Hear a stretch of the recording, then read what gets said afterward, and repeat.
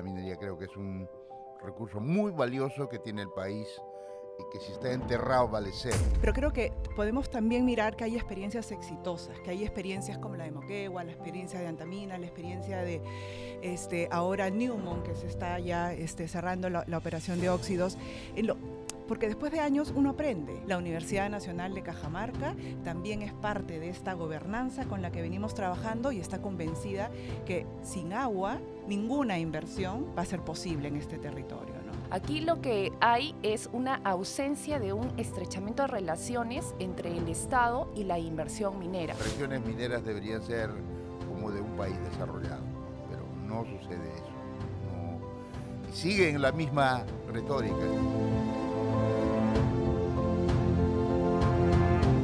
Bienvenidos a Repensando el Perú, el podcast del Instituto Peruano de Economía. Yo soy Diego Macera, director del IPE, y en esta ocasión vamos a tratar uno de los temas probablemente más importantes para el desarrollo de largo plazo del Perú, la industria minera. Hay muchísimos retos que tenemos alrededor de este tema, pero también quizá las oportunidades son incluso mayores. Sabemos, la minería es cerca del 10% del producto, más del 60% de las exportaciones y creciendo, y probablemente en los siguientes años va a jugar todavía un rol más importante a nivel nacional e internacional con la transición energética, que va a ayudar a mantener los precios del cobre relativamente altos, y esto a nosotros, a los peruanos, nos genera un enorme beneficio potencial. Ahora, ¿cómo hacemos para aprovecharlo? Bueno, tenemos que tener más inversión, tenemos que tener más explotación, y sobre eso lo que tenemos que conversar más es cuáles son los problemas alrededor de la industria que hacen que esto se retrase, que tengamos todavía proyectos que pueden tomar 10, 15 años en madurar, algunos que de repente nunca llegan a salir.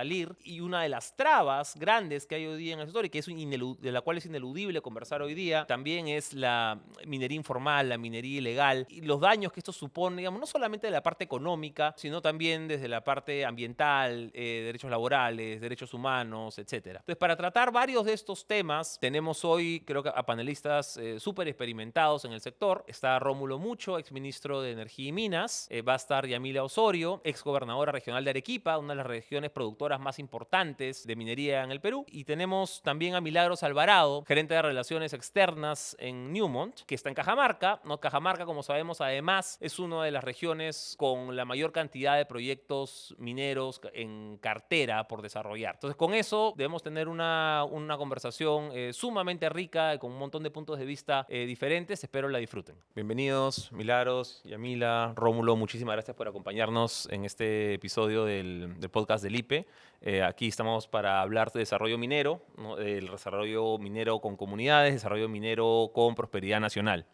¿No? Y la idea es poder tener una conversación de más o menos una media hora, ir tocando algunos de estos temas conforme vayan saliendo. Entonces, lo primero que quería poner sobre la cancha es cómo acercamos más a las comunidades, a las ciudades incluso cercanas al desarrollo minero, cómo las acercamos a la operación minera.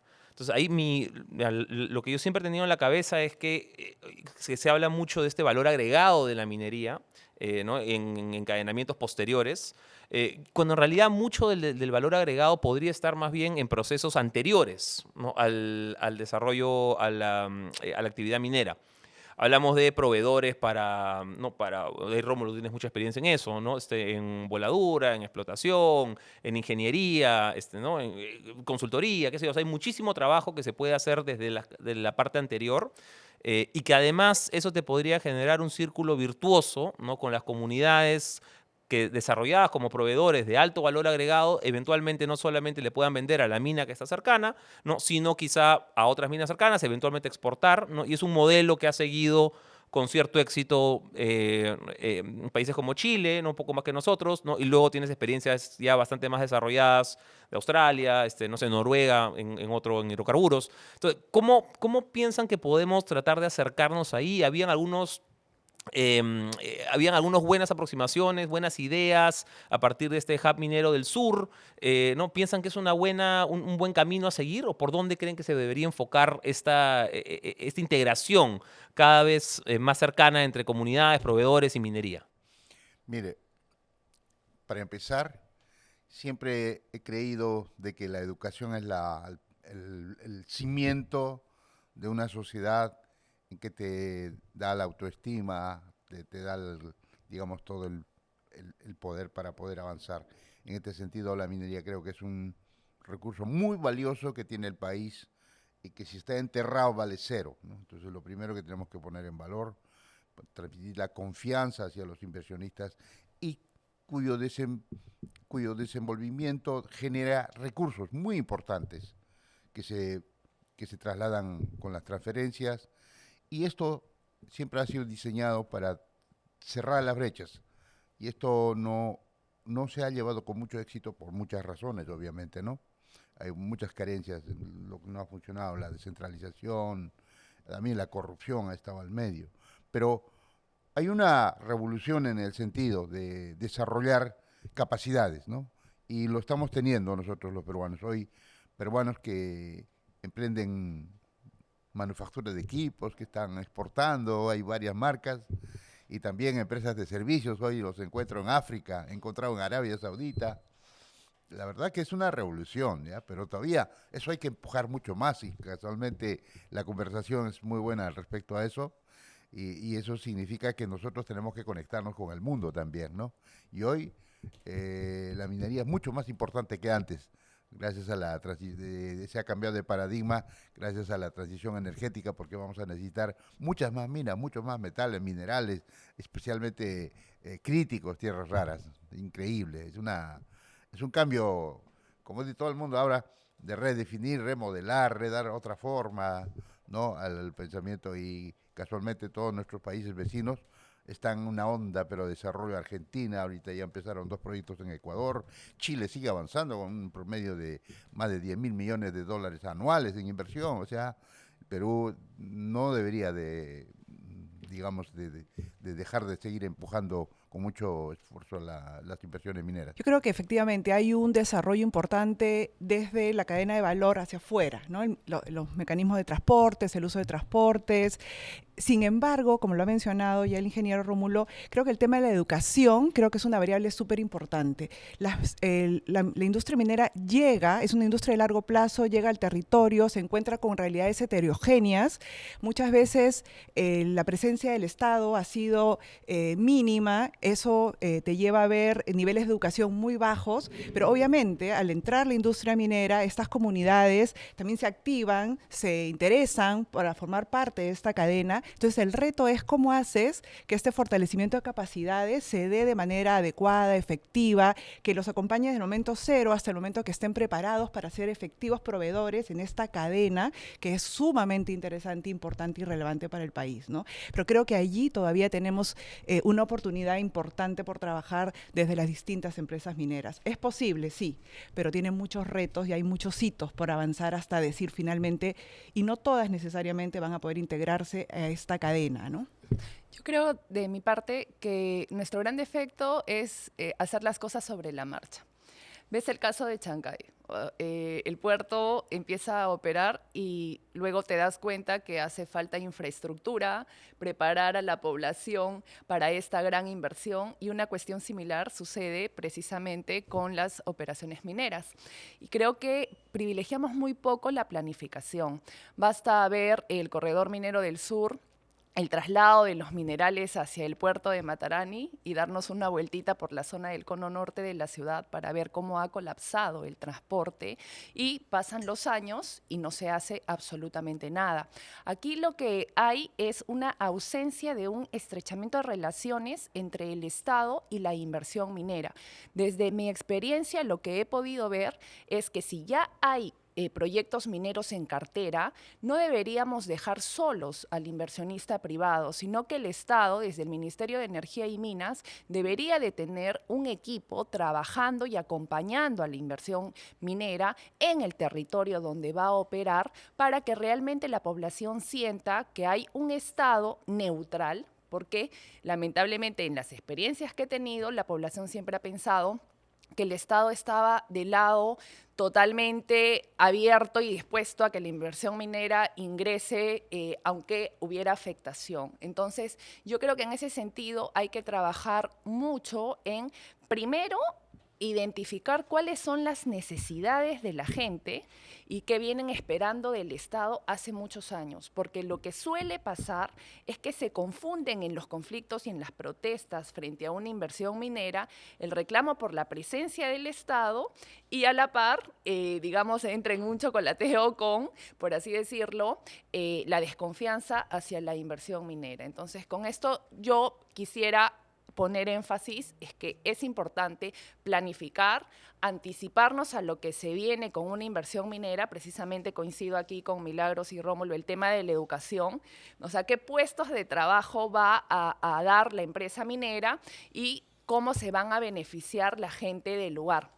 Hay estudios de investigación que dicen que Arequipa, con condiciones similares con Cajamarca, logró reducir la pobreza precisamente porque uno de los factores esenciales fue que hubo mayor capital humano que pudo absorber esa oferta laboral que pues daba la inversión minera, a diferencia de Cajamarca, donde la preparación es mucho menor, ¿no? Entonces, planificación y acompañamiento del Estado al inversionista minero en el territorio.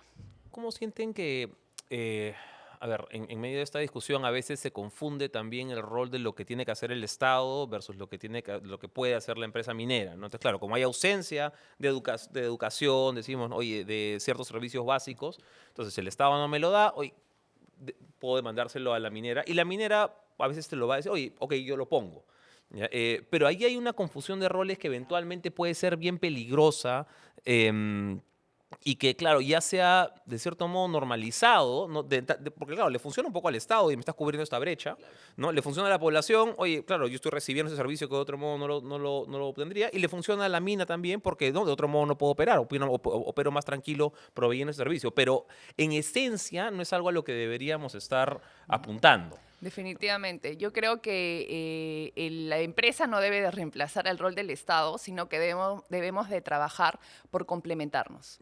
Yo pongo como ejemplo en el caso del Valle de Tambo, ¿no?, donde todos sabemos que ha habido un conflicto durante muchos años y rechazo de la población hacia el proyecto, que ahora se está revirtiendo. Y logramos trabajar en el periodo de mi gestión con la empresa minera y pese a la oposición de la gente, cómo podíamos complementarnos para poder atender las demandas de la gente, porque habíamos hecho un estudio después del conflicto sobre por qué la gente protestaba. Y ahí pudimos apreciar que no solamente protestaba por la desconfianza que le generaba la empresa minera, la inversión y la repercusión que iba a tener en la agricultura, sino también porque la cobertura de servicios de agua y saneamiento era bajísima, porque la represa para la agricultura que se había prometido durante muchos años no se había ejecutado nunca, porque los establecimientos de salud tenían una infraestructura deficiente, no atendían las 24 horas del día. Bien, entonces dijimos, vamos a empezar y a hablar con la empresa cómo nos podría apoyar en esto sin nosotros eludir nuestra responsabilidad. Y logramos, por ejemplo, que nos donen expedientes técnicos del hospital de Mollendo y el mini hospital de Cocachacra, no para que ellos lo construyan con lo que significaba, pero sí asumiendo el compromiso de gestionar el presupuesto para su construcción. Y hoy día tú vas al Valle de Tambo y a Mollendo y encontrarás 2 modernas infraestructuras de salud envidiables. En segundo lugar, se solicitó que ayuden a contratar y a complementar personal de salud que nos permita atender en los centros de salud las 24 horas del día, lo que luego mi sucesor, lamentablemente, un convenio que lo eliminó, fue el congresista Nano Guerra, si recordarán, y no encontró personal de salud porque precisamente ese convenio lo resolvieron por cuestiones políticas ideológicas, ¿no? Entonces, esa fue una forma de complementar que yo creo que al final ha dado lugar que con otras intervenciones de Sauder hacia los agricultores, hacia los ganaderos, hoy veas una población, diríamos así, que acepta o mira con otros ojos a la empresa, pero nunca eludiendo la responsabilidad del Estado, más sí orientando a la empresa minera dónde estaba el reclamo de la gente, dónde podría intervenir estratégicamente y cómo también podríamos captar mayores recursos del gobierno nacional para intervenir en la zona, y yo creo que eso ha tenido relativamente éxito, ¿no? Si me permites, de acuerdo con Yamila, pero quisiera ir un poco más antes. Yo creo que cada gobierno local, cada gobierno regional antes de, antes de querer ser gobierno, debería tener un plan de desarrollo, de haber identificado todas las brechas en su región. Una vez que tenga las brechas, fácilmente puede estimar cuántos recursos va a necesitar para cerrar esas brechas. Especialmente cuando gestionamos la ley del canon, pensamos en eso. Dijimos, todas las regiones tienen la capacidad para poder gestionar qué es lo que les falta. Y una vez que llegue el dinero, prácticamente puede priorizar en lo que es más importante, por ejemplo, son los servicios básicos, ¿no? Agua, desagüe. Segundo, buenas escuelas, buenas postas médicas, buenas pistas, caminos, productividad en el campo. La verdad que estuvo muy bien pensado, pero después de más de 20 años, si bien es cierto hay algún avance, pero para mí es muy traumático decirlo, que no ha cumplido con su rol, porque como sabemos, el IPE anualmente, como otros, calculan cuánto de dinero está ingresando. Y el dinero no es problema de dinero hoy día, sino dinero mal gestionado. Y el EITI ha hecho algunos estudios y nos hemos sorprendido con unos resultados un poco muy tristes, ¿no? Para ver si el desarrollo ha avanzado o no ha avanzado en las regiones. No son todos iguales, ¿no? Algunos, y ustedes saben que muchas de las autoridades están en problema, ¿no? Con la justicia, y creo que por eso decía antes, cómo encontrar la gente ideal, capacitada, preparada para gestionar una región.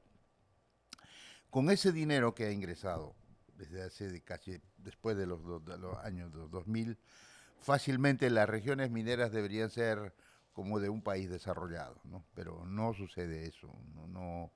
Y siguen la misma retórica. Siempre hemos dicho, yo antes de asumir el ministerio dije, ¿cómo más bien aseguramos la eficiente utilización de estos recursos? Ahora, si hablamos de economía, bueno, las regiones mineras realmente son muy beneficiadas. He estado viendo todos los datos del INEI, del mismo IPE, de la competitividad regional. Bueno, en algunas regiones representa casi 99% de las exportaciones de la región. Arequipa, por ejemplo, casi el 91% de las exportaciones de Arequipa es minería, ¿no? El Producto Bruto Interno de cada región varía, ¿no? En Apurímac casi Apurímac, sí, 72%. Apurímac, efectivamente. Increíble. En Arequipa 33, 34%. En Moquegua también, 70% del PBI de Moquegua es la Sí, sí, sí. minería, ¿no? Entonces, hay regiones realmente muy beneficiadas, ¿no? Y que estos deberían ser modelo. Yo trataba de ayudar a Moquegua diciendo, esta región debería ser la región modelo de uso de recursos para ser una región muy desarrollada. Entonces, en ese sentido, yo creo que todos tienen que seguir el ejemplo y debería haber como una escuela de aprendizaje o viaje permanente para que vean en otros países cómo se desarrollan las regiones, ¿no? Infraestructura, calidad de vida. La minería sigue siendo muy importante hoy más que nunca, como dije hace rato. Hoy nadie puede dar espaldas y para eso también necesitamos una campaña pero interna de mejorar la reputación hacia la minería. Claro, ahí tenemos también algunos empresas que no cumplen a veces los estándares, porque ya muchos están en esa línea de la ESG, famoso ESG, que hoy día hay que cumplirla, no solo porque sea mandato nacional, sino es un mandato internacional, ¿no? Yo creo que el Perú tiene todavía una brillante oportunidad. Ahora un poco me da pena, la verdad lo digo, porque no hay mucho impulso a los proyectos, porque en Ecuador ya hay en construcción 2 proyectos, Argentina ya está ebulliendo, Chile como siempre, aún así con sus problemas.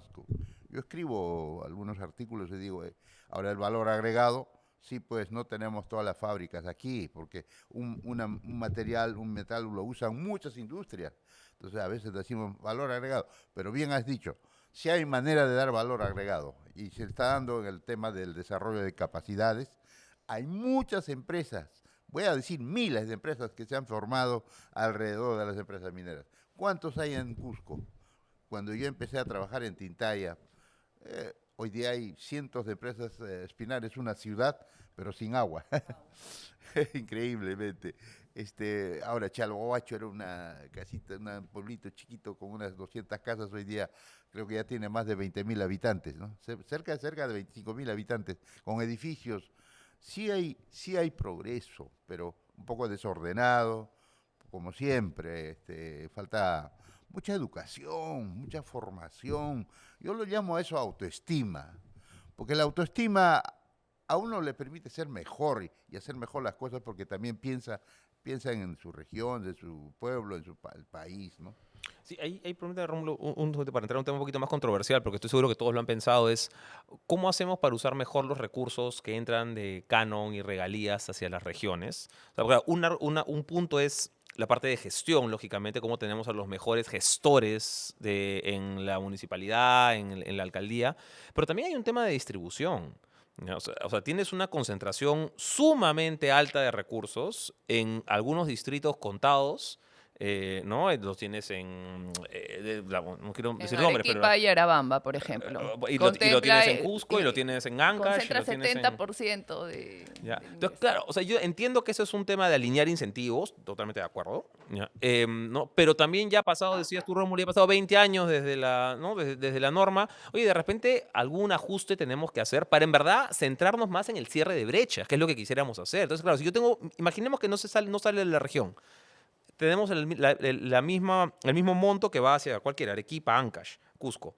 Pero de repente tiene que haber una distribución quizá un poco más cercana hacia las necesidades reales que tenga esa región en diferentes zonas, no necesariamente de dónde está saliendo el mineral, por lo menos o una solución parcial que tenga que venir por ahí. Ahora, políticamente es bien difícil. No sé, ¿cómo la ven?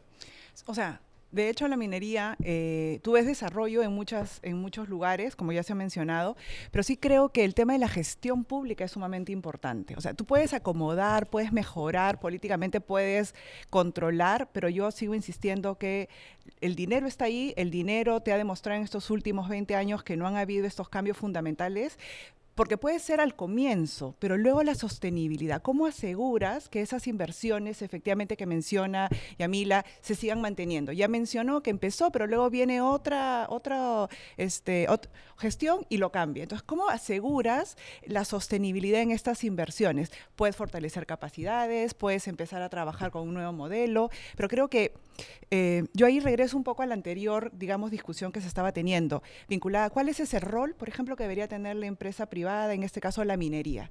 La minería llega a un territorio para quedarse, porque es una industria de largo plazo, y se vuelve un actor más en el territorio. Y la minería en estos años también ha entendido que su rol no es el estar al centro, por más que sea el promotor o el actor rico del territorio. La minería se vuelve un actor más y la minería ahora tiene un rol de catalizador, tiene un rol de promotor, tiene un rol de atracción hacia otros actores y promover a los que ya están, fortalecer a la educación, fortalecer a la sociedad civil, acompañar a los gestores públicos, como ya lo menciona Yamil en otra experiencia en Arequipa. Yo creo que entender el territorio, acompañarlo en la definición de esas necesidades, sumarse al fortalecimiento de capacidades y estar de manera presente en este proceso, creo que te va a dar sostenibilidad en la inversión. Porque después todo lo demás suena o puede darse, pero si no hay esta, digamos, consistencia, si no se entiende la gobernanza y no se trabaja la gobernanza en estos territorios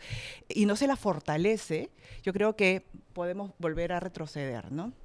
Sí, yo creo que precisamente hay que proteger que, en primer lugar, la inversión minera ingrese, opere, pero que durante el tiempo de operación pues se mantenga un vínculo de estabilidad, de tal manera que no surjan conflictos sociales a cada instante con el costo que tiene, ¿no? Pero hay cuestiones que hay que analizar en este sentido. Definitivamente coincidimos. Hay desarrollo, nos dice el ingeniero Rómulo, pero podría haberse agilizado el cierre de brechas. Y acá hay que identificar, como tú dices, Diego, que hay una concentración excesiva en los distritos productores mineros. Es inadmisible que estos distritos tengan cientos de millones de soles no gastados, acumulados, durmiendo en sus cuentas del Banco de la Nación, cuando podría redistribuirse irse, por último, hacia las municipalidades provinciales. Si uno entra a analizar el esquema de los ingresos, las municipalidades provinciales que tienen incluso mucho más funciones o competencias sobre el territorio, terminan siendo, y es el caso de Arequipa, teniendo menos recursos que un distrito como Yarabamba o como Tiabaya o Uchumayo, que son los distritos de influencia directa de Cerro Verde. Y esto tú lo analizas con una lupa, en las otras regiones vas a encontrar situaciones similares.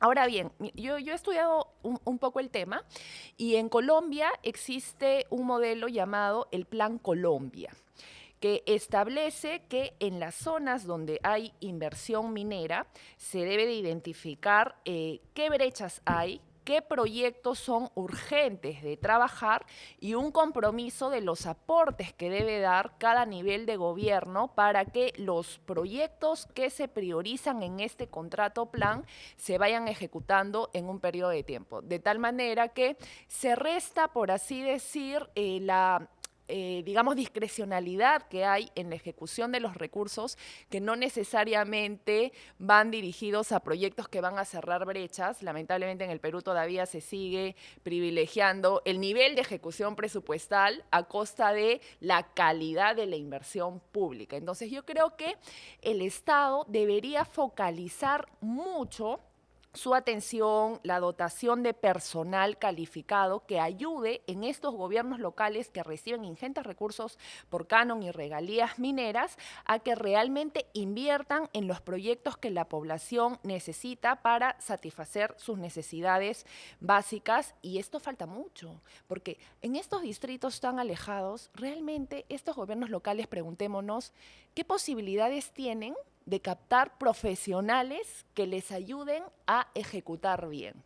¿No? Entonces, creo que ahí debería de intervenir mucho más el Ministerio de Economía, tender alianzas con las empresas mineras para poder dotar de un buen equipo técnico que les ayude a ejecutar bien y haya calidad en el gasto público. De otro lado, sí creo que debería discutirse una reforma de la distribución del canon y las regalías mineras y precisar algo, las regalías mineras, como lo dice la ley, son orientadas a generar diversificación productiva, desarrollo económico, ¿no? Entonces, no solamente estamos hablando de que vas a invertir en escuelas, en carreteras, etcétera, sino también cómo logramos que estos ingresos que vienen de la minería contribuyan a inyectarle, ¿no?, un mayor impulso a actividades como la agricultura, como la ganadería, artesanía, turismo, entre otros, de tal manera, pues, que la minería sea como la locomotora, ¿no?, que jala otros. Entonces, ¿a dónde están yendo las regalías?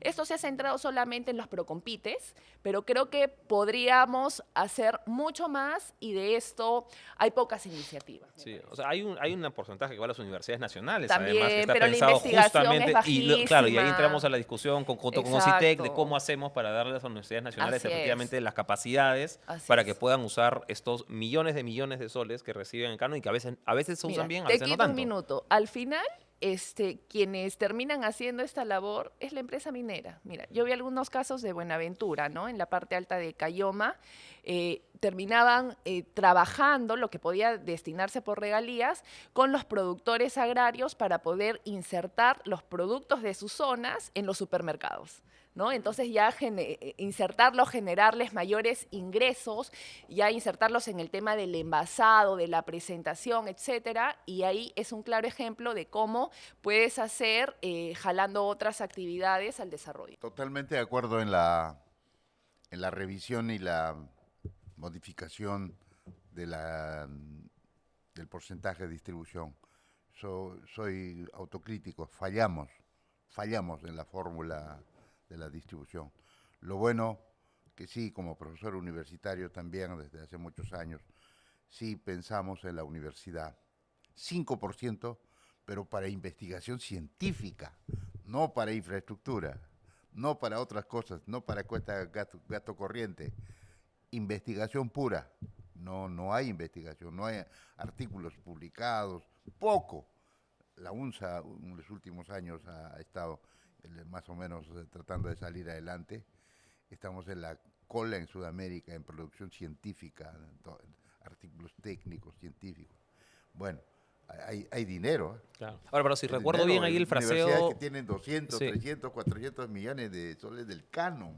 O sea, ahí el fraseo es como, era algo así como inversión para la diversificación productiva, tecnológica, orientada al Así desarrollo es. económico de la región, ¿no? O sea, era bien, Además- o sea, es investigación práctica, aplicada, ¿no? Claro, Además, tiene que O sea, ser no es aplicada. si claro, no no- es solamente el paper, ¿no? El Sino es, paper, oye, ¿cómo correcto. hago que el genoma de la maca, no sé, o sea, cómo hago una diversificación realmente práctica para darle a otros sectores la oportunidad? Totalmente. Además, ese dinero del canon, donde vaya a hacer obras, donde vaya a hacer, sea por más pequeña a medianas, genera trabajo.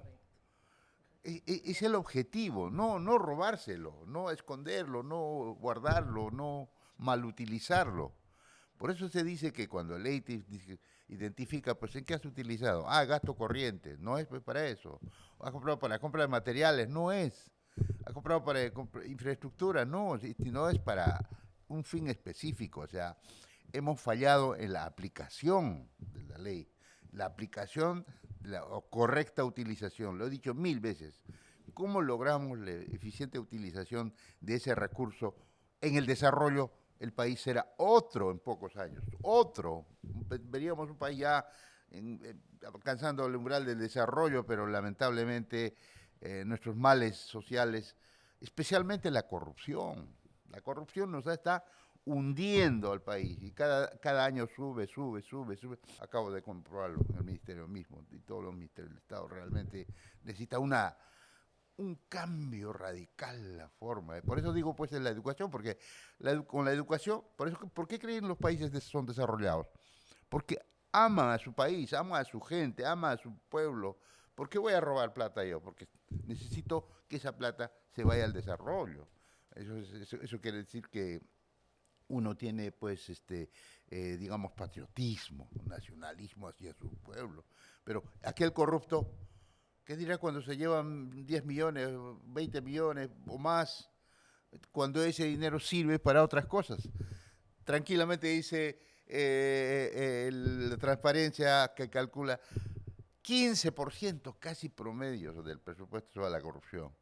Yo decía la vez pasada, los últimos 5 años, eran más de 100.000 millones de soles que se ha ido en corrupción. ¿Qué hubiéramos hecho con los 100.000 millones? ¿Cuántos colegios hubiéramos mejorado? ¿Cuántos hospitales? ¿Cuántos caminos mejorados? O sea, nuestra calidad de vida sería mucho mejor, ¿no? Ese es el problema, ¿verdad? Desde que ebulle la minería, llegan las inversiones, también sale la agroindustria con toda mucha fuerza. Hoy estamos pasando ya a los 12.500 millones, sigue avanzando, hay que darle también toda la prioridad del caso. Sí tenemos plata, el Perú es otro, el Perú tiene su economía, pero no encontramos todavía esa inteligencia, voy a llamarlo, o esa capacidad para poder trasladar todo eso, lo que se recurre al desarrollo, a la idea de desarrollo. Sí, o sea, yo sí coincido con que los temas de corrupción, los temas de economías ilegales, la minería ilegal están siendo muy presentes en muchos territorios, ¿no? Pero creo que podemos también mirar que hay experiencias exitosas, que hay experiencias como la de Moquegua, la experiencia de Antamina, la experiencia de ahora Newmont, que se está ya cerrando la operación de óxidos, porque después de años uno aprende. Entonces, las alianzas, por ejemplo, de la UNSA, para poder hacer uso adecuado del canon, ahora en Cajamarca, la Universidad Nacional de Cajamarca, con la Universidad de Queensland, para poder trabajar el Centro de Investigación del Agua. En el mismo Perumín, ahora, desde este año, tú tienes la Alameda de la Academia. Es un espacio que está promoviendo que se presenten las distintas iniciativas entre la academia y el mundo privado, pero para la investigación aplicada. Porque, como lo dijiste, Yamil, la minería en muchos de los territorios es el motor. Entonces, hay experiencias exitosas, hay experiencias que tienen que empezar a hacer, digamos, la campaña en contra de este otro modelo negativo con el que vivimos. Y yo creo que si solo nos centramos en esta otra parte negativa, podemos estar de repente cayendo, ¿no es cierto? Y tenemos la oportunidad de empujar las otras experiencias, ¿no?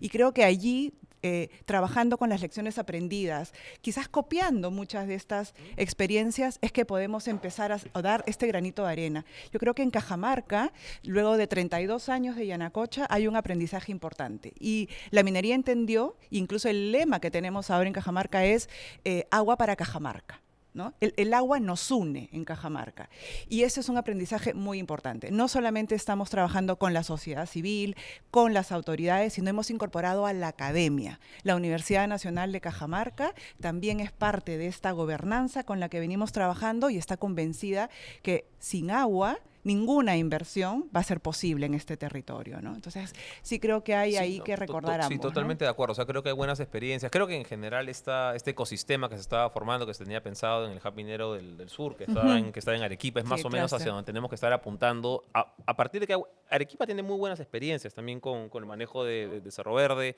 Antamina tiene también experiencias geniales. O sea, creo que hay un montón de cosas que podemos ir aprendiendo. Y como dice Milagros, yo coincido totalmente. No se trata de inventar la pólvora, sino de ver lo que ya funcionó, ¿no? Y quizá, claro, las realidades no son necesariamente calco y copia, ¿no? Sí. Pero algo se puede aprender. Sí, lo O sea, no adaptas. tenemos que empezar todo de cero, ¿no? Y termino con una de lo que comentaba Rómulo antes sobre Moquegua. Efectivamente, Moquegua es hoy, tenemos aquí el INCORE salió es de las regiones más competitivas, ¿no? O sea, en algunos casos la más competitiva en el Perú, y no es casualidad que haya sido una región minera también por un montón de tiempo. O sea, yo creo que el reto grande es cómo hacemos que no nos tome pues 50 años de actividad minera para llegar a niveles de competitividad más altos, sino con esos recursos que tenemos, pues pongámonos la meta de hacerlo en 10 años. ¿Ya? O sea, en 10 años se puede. ¿Ya? Pero están estos retos que hemos comentado acá, y que con algo, creo, de lecciones aprendidas se puede avanzar un montón. Yo destaco mucho, Diego, lo que dijo precisamente el ingeniero Rómulo, o sea, tener muy mapeado el territorio, ¿no? ¿Qué necesita la gente? ¿Qué proyectos son necesarios para cerrar brechas? ¿Y a dónde tanto la empresa, el quién es el Estado, el responsable, sector ¿no? privado, quién es el responsable? Pero a dónde todos estos actores debemos de orientar nuestros esfuerzos, distribuyéndonos, ¿no? Responsabilidades, pero nuevamente, o sea, el rol del Estado no puede ser suplido, De acuerdo. pero sí Tal cual. complementado. Sí, ¿Ya? Yo acompañado. creo eso. De acuerdo. Acompañado, Totalmente. complementado, Pero impulsado quizá. aparte de las herramientas que existen hoy día, ¿no? Horas por impuestos, horas por servicios, la verdad que creo que herramientas existen, ¿no? Sino que hay que realmente pasar del dicho a la acción, siempre yo digo, hay que hacerlo, ¿no? A ver, tenemos unas preguntas del público. Aquí habían diferentes, hemos elegido acá una. Natay Meléndez, de Lima, pregunta: ¿cuál es la diferencia sustancial entre minería artesanal y minería ilegal? De repente, Claro. Rómulo, ahí que has Sí, estado, claro que has seguido de cerca. claro que sí, ahí han aparecido otros términos, inclusive minería ilícita. Bueno, la minería artesanal es pues milenaria, desde los españoles, inclusive de nuestros precolombinos, donde sacaban de manera artesanal, como dice su nombre, y ya con las legislaciones que vienen, se vuelve, pues se legaliza digamos, el procedimiento minero, ¿no? Y ya dice dónde es tu concesión, puedes trabajar, y si ya no es tu concesión, ya pasa a ser ilegal, ¿no? Ilegal más que todo es que el que entra a áreas protegidas, áreas donde están Correcto. prohibidas. Madre de Dios. Madre de Dios, por ejemplo, la selva, áreas protegidas. Minería informal puede ser, informal es aquel que no cumple las leyes.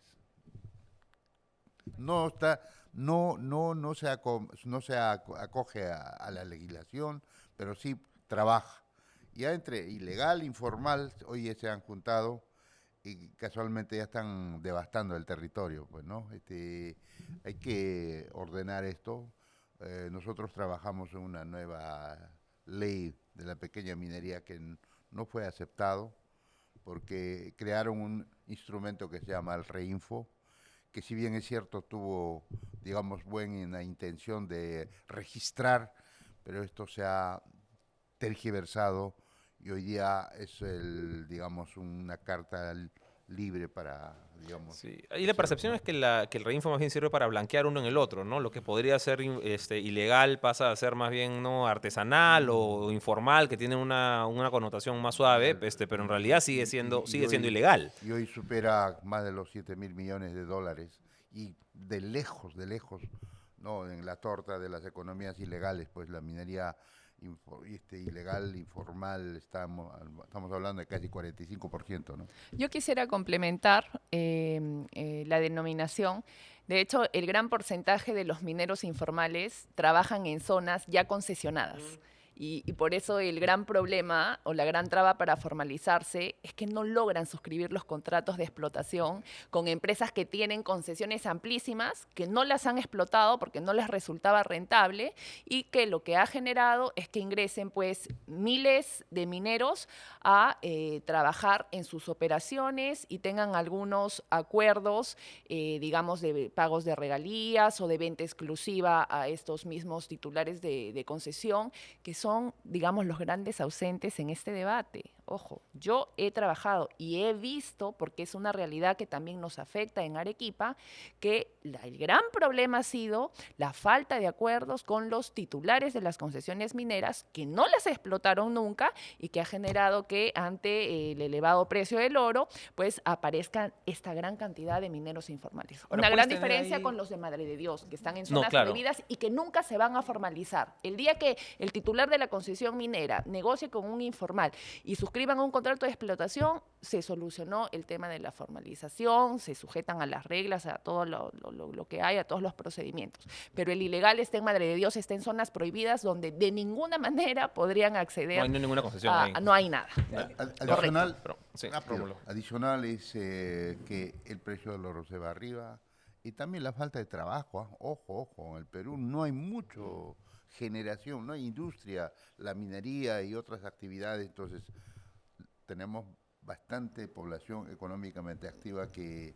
Y lo poco que busca, paga el agro, busca mucho oportunidades. lleva también a Al que otro migren lado. Sí, a, claro. a la minería lo más Busca fácil, Ahora, ¿no? oportunidades. lo que dice Yamil es correcto, ¿no? O sea, la minería informal versus la minería ilegal, dos retos distintos. Tienes que empezar por uno, porque la minería ilegal demanda una articulación de muchísimos sectores. Ya incluso ahora para Patasa salió el decreto supremo el 006 hace un par de días, ¿no? Pero es una escala distinta. Yo creo que todos conocemos qué es lo que tenemos que hacer, todos sabemos cuáles son esos centros de gravedad a los que hay que atacar. Pero nuevamente, si regresamos a los temas de corrupción, a los temas de economías ilegales, te das cuenta que los incentivos están puestos para no hacerlo. Pero yo creo que todos somos conscientes de cómo atacarla de manera articulada. La minería informal tiene otro camino y entiendo que el Ministerio de Energía y Minas ha estado abocado y está en esta nueva propuesta de formalizar, porque también uno de los grandes temas no solamente es el tema de las concesiones, sino el acceso a fondos, a financiamiento, para poder entrar en esta cadena que te va demandando la formalización. Y también esto jala a que terminen siendo subsidiados por economías ilegales. Entonces hay un círculo digamos, vicioso en Vicioso. este caso, Vicioso. que Vicioso. sabemos que tenemos que romper, pero yo creo que es muy importante la iniciativa que se está tomando ya con más fuerza cada vez desde el Ministerio de Energía y Minas para que la informalidad empiece a reducirse, que es un camino en el que podemos empezar, ¿no? Y creo que el otro es mucho más grande y más Sí, complejo. de acuerdo. Ahora, en paralelo, lo que deberías tener es un mecanismo más fácil para que la empresa formal pueda invertir más rápido, ¿no? O sea, lo que tiene está lo que mencionaba Rómulo, ¿no? Las demoras en trámites, las demoras burocráticas, ¿no?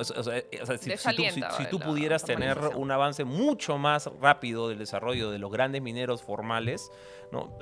Para los pequeños mineros yo creo que habría que reducir vallas. Es más, yo tengo un concepto. Yo quisiera formalizarlo, pero no por su impuesto o por lo que pague, pero que haga bien la cosa. O sea, Sí, de acuerdo. respete, Hay temas ambientales, temas de Ambientales, derechos laborales. humanos, derechos laborales, Porque por mientras supuesto. no se solucione esto, lo que vas a encontrar en estas zonas es trata de personas, Por supuesto. explotación infantil, moliendo el mineral en quimbaletes y contaminación, Sí, sí, además, los a las impuestos es segunda actividades derivada. ilegales. Sí, Lo la principal es lo que primera lo vida, los principal derechos es lo que está humanos. contando Yamil. Por supuesto. Bueno, oye, les agradezco mucho entonces el espacio y ya nos vemos en una siguiente oportunidad y en un siguiente episodio. Muchas gracias por Bien. seguirnos. Gracias. Gracias. Gracias.